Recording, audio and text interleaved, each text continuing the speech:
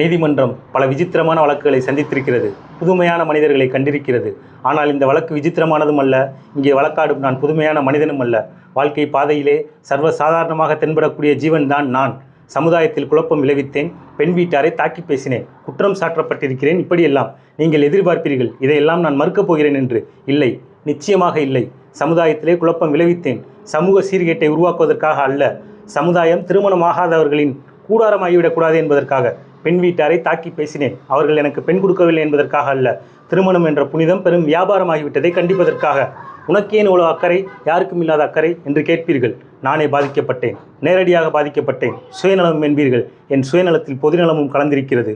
வரதட்சணை கேட்பதை குற்றம் என்று கூறும் சமூகமே பெண் வீட்டார் இன்றைய காலகட்டத்தில் எதிர்பார்ப்பு என்ற பெயரில் ஆண் வீட்டாரிடம் கேட்பதற்கு பெயர் என்னவோ என்று கேட்கும் என்னை குற்றவாளி என்கிறீர்களே.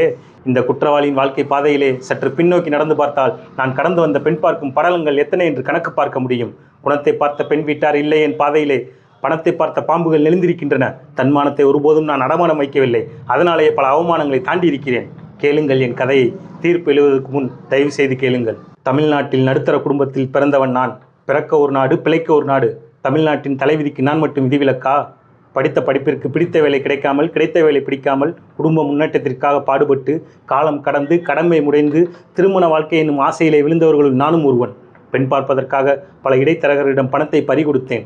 பெண் தேடி ஊர் ஊராய் அலைந்தேன், திரிந்தேன், மெலிந்தேன். திருமண ஆசையை வெறுத்தேன். சிறுவயது மாப்பிள்ளை வேண்டும், பெருநிறுவன வேலை வேண்டும், கை நிறைய சம்பளம் வேண்டும், சொந்த வீடு வேண்டும், சொத்து சுகம் வேண்டும்.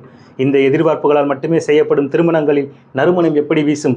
குறுகிய காலத்திலேயே மறுமணத்தை பற்றி அது பேசும்.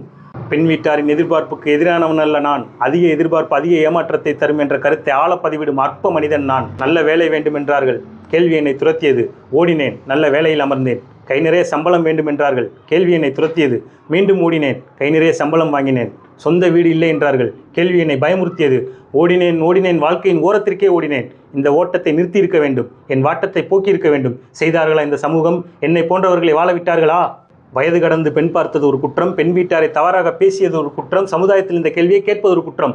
இத்தனை குற்றத்திற்கும் காரணம் யார்? யார் யார் குற்றம்? குடிசையில் இருந்து கொண்டு கோபுரத்திலே பெண் பார்ப்பது யார் குற்றம்? பேராசை கொண்ட பெண் வீட்டார் குற்றமா, அல்லது அவர்களை தூண்டிவிடும் உறவினர்கள் குற்றமா? பணம் பந்தியிலே, குணம் குப்பையிலே என்ற கூட்டத்தை வளரவிட்டது யார் குற்றம்?